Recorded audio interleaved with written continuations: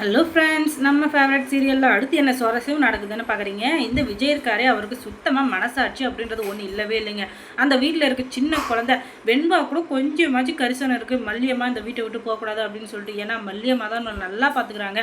மல்லியம்மா நம்ம மேலே உயிரே வச்சுருக்காங்க, பாசமே வச்சுருக்காங்க அப்படின்னு சொல்லிட்டு ரொம்ப உயிரை வச்சுருக்கு இந்த குழந்தை. ஆனால் அந்த குழந்தைக்கிற கொஞ்சம் இது கூட அந்த விஜய்க்குள்ளேயே வந்துக்கிட்டு அமைதியாக அப்படி குத்துக்கல் மாதிரி நின்றுக்கிறாரு. என்ன தான் நடந்தாலும் சரி, அதுக்கும் நமக்கு சம்மந்தம் இல்லடா சாமி அப்படின்னு சொல்கிற மாதிரி. ஆனால் எல்லாருமே ஒரு ஏமாத்துறாங்க.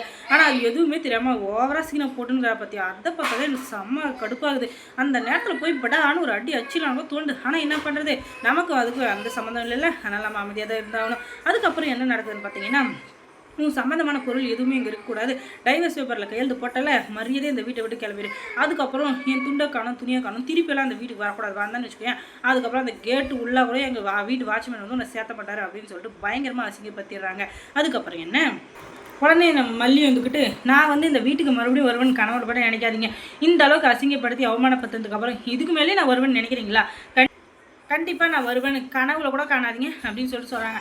ஆமாம், இவன் பெரிய உலக அழகி பில்கேட்ஸ் ராணி அப்படியே வருவான்னு நாங்கள் கனவுல வேற காண்றோம் போடி அப்படின்னு சொல்லிட்டு அவளை கழுத்தை பிடிச்சி தரத்தான்னு இழுத்துன்னு வந்து வெளியே தள்ளுறாங்க. இதுக்கு மேலே இந்த வீட்டுக்குள்ளே இதை நினச்சிக்கிட்டு நீ வரவே கூடாது, இதுக்கு மேலே வந்தேன்னு வச்சுக்கேன் அவ்வளோதான் அப்படின்னு சொல்லிட்டு இன்னும் அசிங்கம் மேலே அசிங்கப்படுத்துறாங்க. ஆனால் இதில் பெரிய ஒரு கஷ்டமான விஷயம் அப்படி என்ன அப்படின்னு பார்த்தீங்கன்னா, இந்த விஜயர்கார் பார்த்திங்களோ அப்படியே குத்துக்கல்லு மாதிரி நின்றுக்கிறாங்க. அவங்க கழுத்தை பிடிச்சி தரன்னு வெளியே இழுத்து போய் தள்ளுறாங்க. ஆனால் இவர் எந்த வார்த்தையுமே எதுவுமே சொல்ல, அவள் அமைதியாக போயிட்டு விடுங்கன்னு கூட சொல்ல, அப்படியே அமைதியாக நின்று பார்த்துன்னு. அதை பார்த்தா தான் ரொம்பவே கஷ்டமாக இருக்குது. என்ன விஜய் சார், நீங்கள் இந்த அளவுக்கு மனசாட்சியே இல்லாத ஆளா அப்படின்னு சொல்லிட்டு அவரை பார்க்கறதுக்கே ரொம்ப வேதனையாகவும் ரொம்ப கஷ்டமாகவும் இருக்குது. ஆனால் அது எதுவுமே ஒரு பொருட்படுத்தாமல் அமைதியாக நின்று அந்த வெண்பா குட்டியை வீட்டு ரூமுக்குள்ளே வச்சு பூட்டி விட்டுறாரு. ஏன்னா அவள் இருந்தால் அதுக்கப்புறம் அவள் மேலே இருக்க சென்டிமெண்ட் காரணமாக அவளை வந்து அதுக்கப்புறம் இதே வீட்டில் நிற்க வச்சுருவாங்க அப்படின்னு சொல்லிட்டு அவளையும் வீட்டுக்குள்ளே வச்சு பூட்டிடுறாங்க. இது என்ன கொடுமை பாருங்கள், இதெல்லாம் பார்க்கறதுக்கே சகிக்கலை. ஆனால் என்ன பண்ணுறது, இதெல்லாம் பண்ணிட்டு இருக்காங்களே, அவங்களெல்லாம் செருப்பால் அடிக்க வேண்டிய நம்ம விஜயே அதெல்லாம் கண் கூட நின்று பார்த்துன்னு பார்த்தீங்களா. அதுதான் எனக்கும் கஷ்டமாக இருக்குது, உங்களுக்கும் கஷ்டமாக இருக்குது அப்படின்னு நினச்சிங்கன்னா அதை வந்து கமெண்ட்ஸில் தெரிவிங்க. அதுக்கப்புறமா அவளை வந்து வீட்டை விட்டு வெளியே தோற்றதுக்கப்புறம் அவள்கிட்ட இருக்க துணி மணி அவளுடைய சர்டிஃபிகேட்ஸ் அந்த மாதிரி தேவையில்லாத கொஞ்சம் பொருட்கள் தான் வச்சுருந்தாங்க. அது எல்லாத்தையுமே தூக்கி வெளியே போட்டுடுறாங்க. அதுக்கப்புறம் அவங்க சம்மந்தமாக அந்த வீட்டில் எதுவுமே இல்லை. ஆனால் அவங்களுடைய அழகான நினைவுகள் அந்த வீட்டுக்குள்ளேயே தான் சுற்றிட்டு இருக்கு. அது எல்லாமே இனிமே தான் நம்ம விஜயை படுத்த போகுது.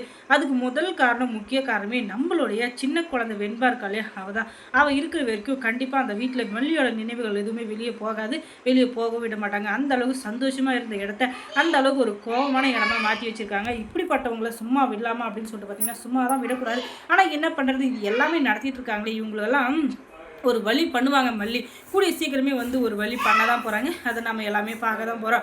அதுக்கப்புறமா இனிமேல் இந்த வீட்டு பக்கமே வரமாட்டேன்.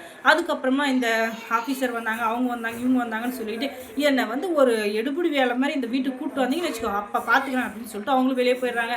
அப்போ தான் யோசனை வருது இந்த கூமுட்டை குக்கர் விஜய்க்கு. அது என்ன அப்படின்னு சொல்லிட்டு பார்த்தீங்கன்னா, அந்த ஆஃபீஸர் வந்து மறுபடியும் இன்வெஸ்டிகேஷனுக்கு வரப்போகிறாரு. அப்போ யாரை நான் அம்மான்னு கூப்பிட்டு வந்து நிறுத்துவேன், எனக்கு ஒரே கவலையாக இருக்கே அப்படின்னு சொல்லிட்டு ஒரு பக்கம் யோசிக்கிறாரு. இன்னொரு பக்கம் அவசரப்பட்டு அக்கா பேச்சு கேட்டு வீட்டை விட்டு தொத்திட்டோமோ, அதுக்கப்புறம் நம்ம என்ன பதில் சொல்ல போகிறோம், யார் அம்மான்னு கூப்பிட்டு வர போகிறோம், ஒன்றுமே புரியலையே அப்படின்னு சொல்லிட்டு ஒரே குழப்பமாக இருக்குது. ஆனாலும் இன்னொரு பக்கம் யோசிக்க வச்சுட்டாங்களே, அதுதான் நம்ம மல்லி இருந்தாலும் சரி இல்லைன்னாலும் சரி அந்த இடத்துல எப்போவுமே மல்லி தான் கெத்து, அவங்களுடைய கெத்தை காட்டிக்கிட்டே தான் இருப்பாங்க. அந்த இடத்துல அவங்க இல்லை அப்படின்ற ஒரு இடத்த வந்து அவங்க காட்ட வைக்கிறாங்க பார்த்தீங்களா, அந்த இடத்துல இருக்காங்க மல்லி. அப்படிப்பட்டவளை வந்து வீட்டை விட்டு துரத்துறதுக்கு இவங்க கண்டிப்பாக ஒரு நாள் இல்லை ஒரு நாள் கஷ்டப்படுவாங்க, கஷ்டப்பட்டே தீருவாங்க. அந்த நாள் கூடிய சீக்கிரம் வரதான் போகுது. அந்த நேரத்தில் அவங்க மூஞ்சியை பார்க்கணுமே, அப்படியே எறும்பு மாட்டு சாணியை மூஞ்சில் எடுத்து அடித்த மாதிரி அப்படியே பிதன்னு முடிச்சு நின்றுப்பாளுங்க. அந்த நேரத்தை பார்க்கறதுக்காக தான் நானும் வெயிட் பண்ணிருக்கிறேன். அப்போ வந்து அந்த விஜயை பார்த்து 4 வார்த்தை நறுக்குன்னு கேட்கணுங்க. உனக்கு வேணும்னா மட்டும் விஜய் அந்த மல்லி வேணும், உன் பொண்ணை காப்பாற்றுறதுக்கு, உன் பொண்ணை உன் கூட வச்சுக்கிறதுக்கு, அவள் தாத்தா கூட அனுப்பாமல் இருக்கிறதுக்கெல்லாம் உனக்கு மட்டும் மல்லி வேணும்.